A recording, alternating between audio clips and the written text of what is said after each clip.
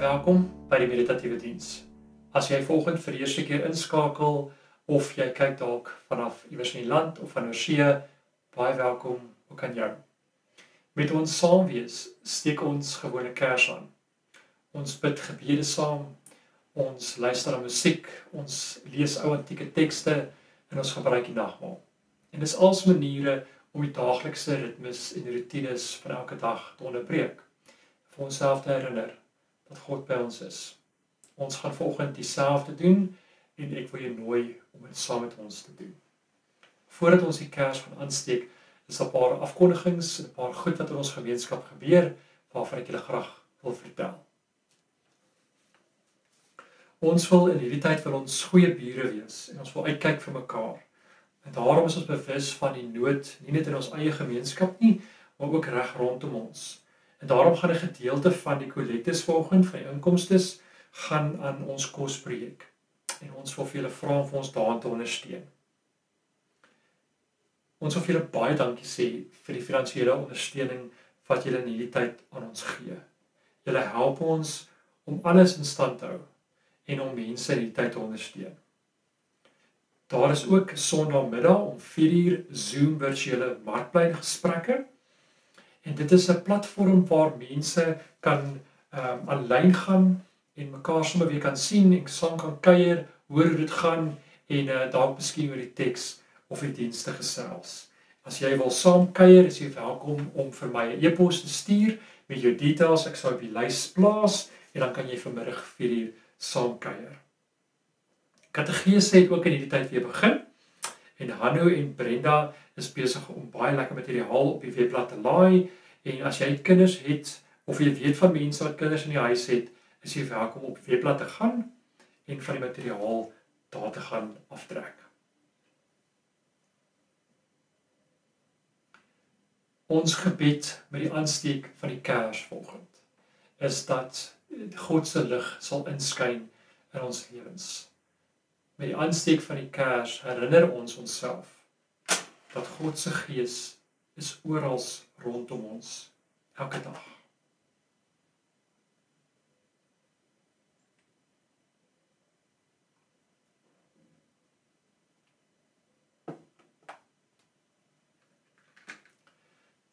Die uitnodiging aan elkeen van ons is om vanoggend in die teenwoordigheid van God te kom rus. Die woestynvaders en moeders was 'n groep mense 'n paar honderd jaar na Jesus se dood, wat saam gedink het oor God se teenwoordigheid, wat saam gedink het oor rus, en dat stilte vir ons help om daar te gaan. Hulle het geglo daar's waarde aan stilte, hulle het geglo stilte is 'n geskenk. En ons gaan vanoggend, gaan ons vir 'n paar minute, gaan saam stil wees. Vir baie van ons is stilte intimiderend, dit maak ons selfs ongemaklik. Maar die woestynvaders en moeders het geglo dat die geskenk van stilte is dat dit ons neem na daai plek toe waar ons ten volle teenwoordig kan wees in die oomblik en diep kan luister na wat is dit wat God vir ons wil sê. Ons gaan vanoggend dit saam doen. Ek wil jou uitnooi om jou oë toe te maak en rustig in te asem en weer uit te asem.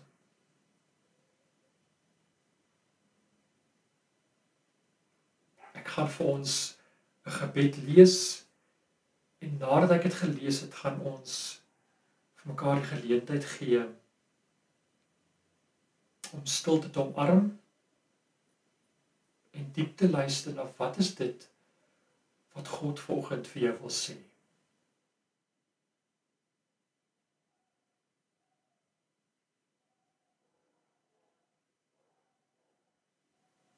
Here, U nooi my in die lewe in, om U mooi te ervaar, in lig en in donker, om te sien, om te hoor, om te voel en te proe. Help my om teenwoordig te wees in die ritmes van die dag, om in te asem en uit te asem. Om te wees en om die dag te ontvang as 'n geskenk.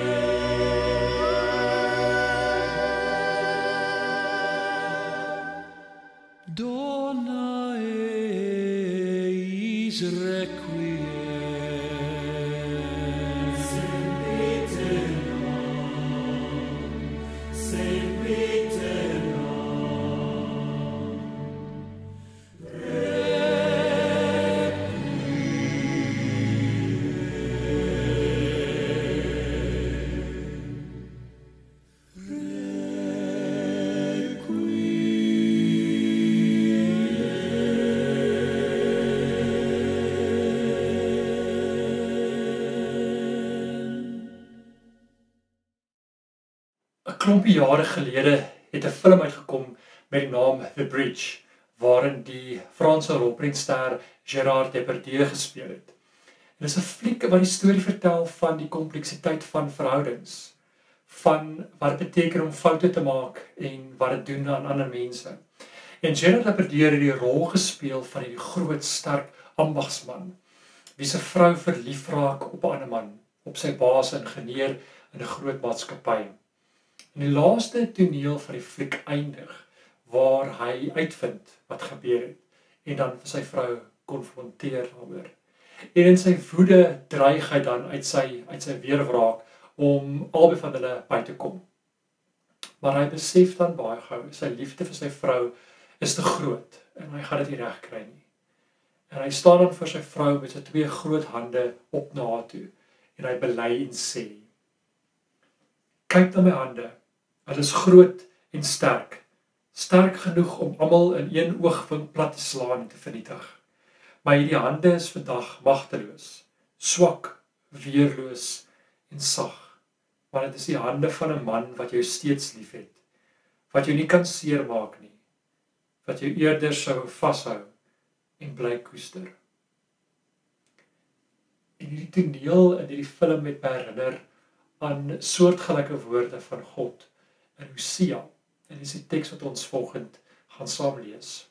As hierdie lang gedeeltes waar die profeet verduidelik van alles wat Israel verkeerd gedoen het, en al hulle foute, al hulle oortredinge, en ook hoe God op 'n stadium Israel reeds veroordeel het, en amper prys gegee het vanweë dit wat hulle verkeerd gedoen het. Maar dan sê die profeet, het God by homself bedink, en het hy vir homself vasgeloop in die krag van sy eie liefde, van die oorvloed van sy eie medelee. En dis die teks wat ons gaan saam lees. Maar hoe kan ek jou prys gee? Hoe kan ek jou laat vaar? Hoe kan ek jou vernietig? Ek kan dit nie oor my hart kry nie. My liefde brand te sterk. Ek sal my gloeiende toorn bedwing, want ek is God en nie 'n mens nie. Ek is die heilige wat by jou is. Ek sal nie met woede ingryp nie. Hierdie ou antieke woorde is vir ons 'n troos, glo ek. Vir ons wat veral in hierdie tyd weerloos en broos is en voel ons word oorgegee aan magte wat buitekant ons beheer is. Maar ook vir ons wat dink dat ons met ons eie planne alles gaan kan regkry, dat ons op ons eie dit alles gaan kan regkry, met ons selfsugtige planne en met ons grypsig en roekelose oordaat en ons kieskeurige liefde vir sommige mense. En om dan dit te hoor, dat daar 'n God is wat ons swakhede ken en verstaan, en ten spyte daarvan ons nog steeds liefhet, ons nog steeds bemin. 'n God wat by wyse van Spreuke ons met sy sterk hande kan vernietig, maar wat dit nie oor sy hart kan kry nie, wat kies om dit nie te doen nie. Omdat sy liefde vir ons so sterk brand, en omdat hy 'n God is wat weerloos is. 'n God met sagte hande, wat eerder sal sterf en ly, soos Jesus, vir liefde, vir ons, vir armes, vir vreemdelinge, sodat ons almal kan saamleef en kan oorleef. Dit is, dink ek, goed vir gelowiges om dit te weet. Dat ons in goeie hande is. Hande wat sag is. Wat kies om ons te bly dra en om ons vas te hou. En ook om ons te lei en te beskerm in hierdie tyd deur siektes en deur gevare. Maar wat ons neem na plekke van groter insig, na vryheid, na liefde en na rus. Dit is die weg van geduld en van vertroue. Van sterf aan jouself en van vryheid. Mag jy in die week wat gaan kom dit op hierdie weg waag. Mag jy God vertrou wat met sagte hande vir ons elke dag vashou. Ek gaan vir ons gebed lees, 'n gedig althans, van Wendell Berry. En nadat ek die gedig gelees het, gaan ons luister na musiek. En miskien wil jy in hierdie tyd, terwyl die musiek speel, bewus word van waar het jy die behoefte dat God jou moet vashou? Waar het jy die behoefte aan God se sagte hande? Of miskien wil jy dink aan wie daar is in jou lewe wat die behoefte het om vashou te word. Waar is God jou besig om te stuur?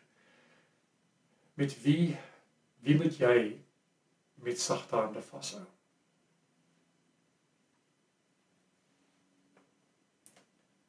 The peace of wild things. When despair for the world grows in me, and I wake in the night at the least sound. In fear of what my life and my children's lives may be, I go and lie down where the wood drake rests in its beauty on the water, and the great heron feeds. I come into the peace of wild things, who do not tax their lives with forethought of grief. I come into the presence of still water, and I feel above me the day-blind stars waiting with their light. And with it for a time, I rest in the grace of the world, and I am free. Ons gaan vanoggend die nagmaal saam gebruik, en ek wil jou uitnooi om dieselfde te doen daar waar jy is.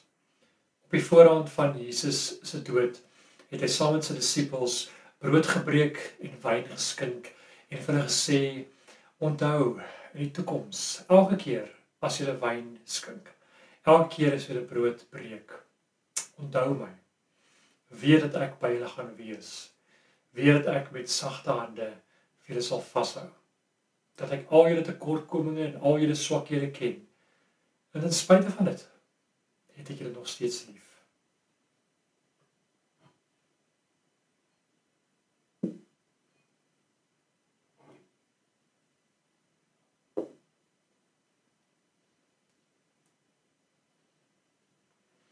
Mag die brood wat jy vanoggend eet, vir jou herinner aan jou menswees.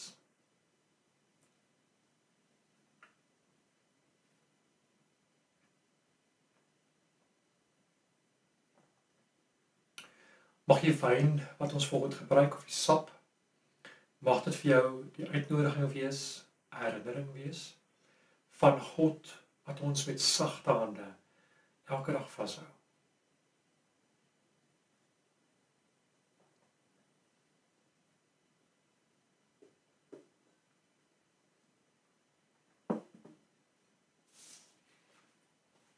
Voor ons die kers gaan uitblaas van ons saam wees, wil ek graag vir julle 'n gedig lees van David Wagner.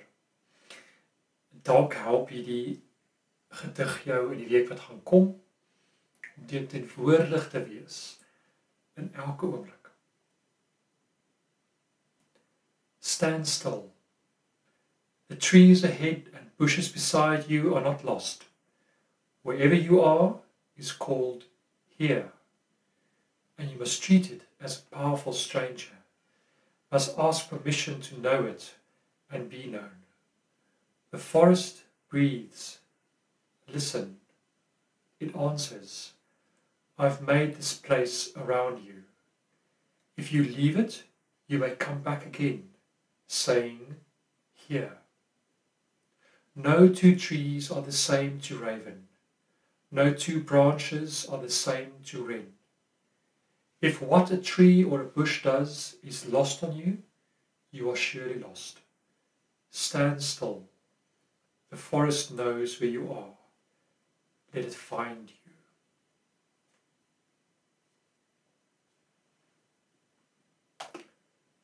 Mag jy in die week wat gaan kom, mag jy stil staan, mag jy oomblikke hê van stilte, en weet, jy is in goeie hande, hande wat sag is. Aan die begin van ons saamwees het ons 'n kers aangesteek. Ons gebed was dat ons bewus sal word, dat God se lig in ons lewens inskyn. By die einde van ons saamlees, blaas ons die kers dood, as mense wat glo, dat God se lig oral rondom ons skyn.